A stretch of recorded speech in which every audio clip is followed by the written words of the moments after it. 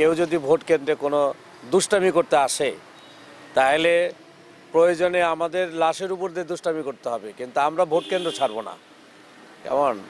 আমরা সাহসিকতার সাথে ভোট কেন্দ্রে থাকবো। কেউ যদি এই পরিকল্পনা করে থাকে যে কোনো মনোপ্লেট করবে অথবা কোনো ইঞ্জিনিয়ারিং করবে, কেমন রাতের ভোট কাটবে আগের মতন ফ্যাসিস্টের মতন, যদি এরকম কেউ চিন্তা করে যে প্রশাসনকে দিয়ে কোনো কিছু করবে, তাহলে সেটা যেন তারা বাড়িতেই চিন্তাটা রেখে আসে। ভোট কেন্দ্র যেন সেই চিন্তাটা না নিয়ে আসে, কারণ ভোট কেন্দ্র এটা চলবে না।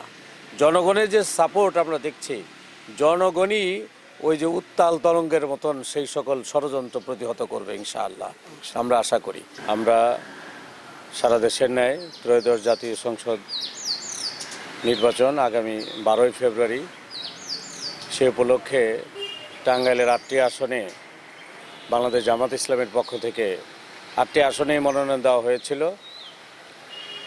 আমি আহসান হাবিব মাসুদ, টাঙ্গাইল সদর 5 আসনের আমি জামাত ইসলামের দাঁড়িপাল্লা প্রতীকে পদপ্রার্থী।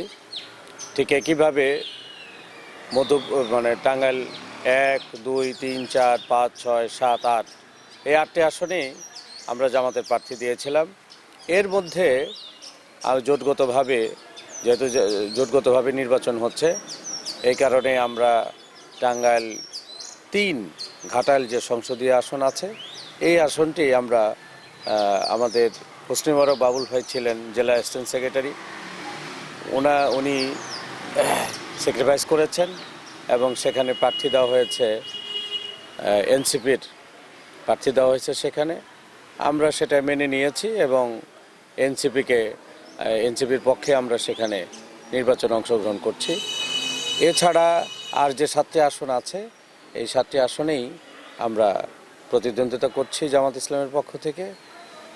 এইখানে নাগরপুর এবং দেলদুয়ার ইসলামী আন্দোলন বাংলাদেশের প্রার্থীকে দেওয়ার কথা ছিল, কিন্তু যেহেতু তারা এখন জোটে নেই, এই কারণে এখনো পর্যন্ত আমরা সেখানে আমাদের প্রার্থী আছে এবং প্রতিদ্বন্দ্বিতা করবে ইনশাআল্লাহ।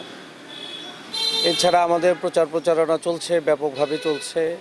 ডোর টু ডোর যাচ্ছি, ব্যক্তি আমরা কন্ট্যাক্ট করছি।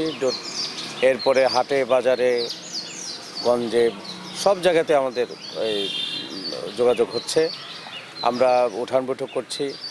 যখন প্রচারণার অনুমতি ছিল, শিডিউল ঘোষণার আগে আমরা ব্যাপক ভিত্তিক প্রচারণা চালিয়েছি, আমরা অনলাইনে প্রচারণা চালিয়েছি।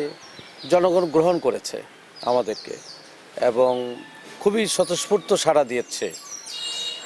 সবাই বলছে যে নতুনকে আমরা দেখতে চাই, পুরাতনকে আমরা আর দেখতে চাই না, কারণ পুরাতনকে তারা 54 বছর দেখেছে, সব দলকে দেখেছে। এইবার তারা জামাত ইসলামী জোটভুক্ত সরকার তারা দেখতে চায়। এই কারণে দাঁড়িপাল্লার প্রতীকের প্রতি মানুষ এখন বেশি ঝুঁকছে এবং তারা স্বতঃস্ফূর্তভাবে বলছে যে আমরা দাঁড়িপাল্লার প্রতীকে এবার ভোট দেব।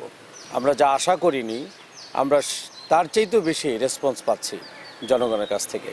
এটা আল্লাহ তাআলার পক্ষ থেকে করা, আমাদের আসলে শক্তি ছিল না এত।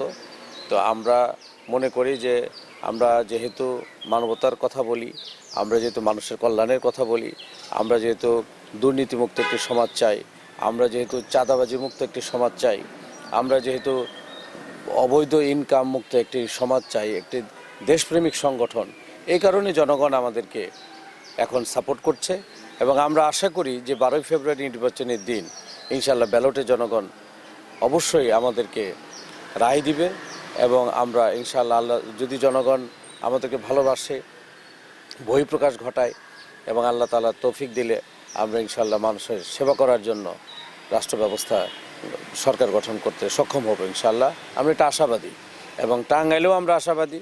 8টি আসনেই ব্যাপক প্রচারণা চলেছে এবং সবগুলি ভোট কেন্দ্র ভিত্তিক কমিটি আমাদের আছে, আমাদের এজেন্টগুলি নিয়োগ দেওয়া হয়েছে, শক্তিশালী এজেন্ট, এবং তাদের বক্তব্য হচ্ছে যে কেউ যদি ভোট কেন্দ্রে কোনো দুষ্টামি করতে আসে তাহলে প্রয়োজনে আমাদের লাশের উপর দিয়ে দুষ্টামি করতে হবে, কিন্তু আমরা ভোট কেন্দ্র ছাড়বো না।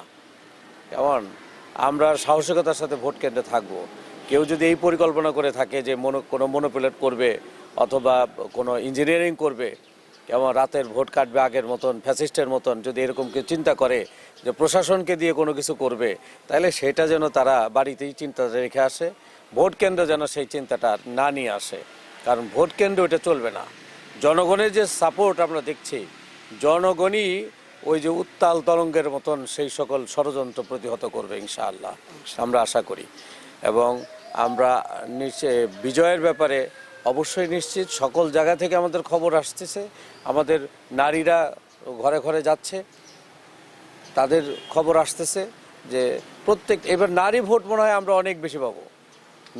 নারী ভোটে বিপ্লবটা সৃষ্টি হবে। এইখানে প্রচারণা করতে গিয়ে বিভিন্ন জায়গাতে নারী ভোটার যারা আছে তারা বাধার সম্মুখীন হচ্ছে, আমাদের ভাইয়েরাও বাধার সম্মুখীন হচ্ছে। গত শুক্রবারে নাগরপুরে একটি জায়গাতে আমাদের একজন ভাই রক্তাক্ত হয়েছে দাঁড়িপাল্লার ভোট চাইতে গিয়ে, আমরা তারও প্রতিবাদ করি। এবং বিভিন্ন জায়গাতেই এই এলাকায় ঢুকতে দেবে না, এই এলাকা অমকের, ওই এলাকায় ঢুকতে দেবে না, ওই এলাকা অমকের, ঠিক এইভাবে আমাদেরকে বিভিন্ন জায়গাতে বাধার সম্মুখীন করা হচ্ছে। আমরা এই বাধাকে এখন আর তোয়াক্কা করি না। 5ই আগস্টের পরে আর কেউ নতুন করে ফ্যাসিস্ট আমাদের সামনে দাঁড়াবে কেমন, এটা আমরা মনে করি না। কাজে কেউ যদি ফ্যাসিস্ট হওয়ার চেষ্টা করে, জনগণ তাকে প্রতিহত করবে ইনশাআল্লাহ।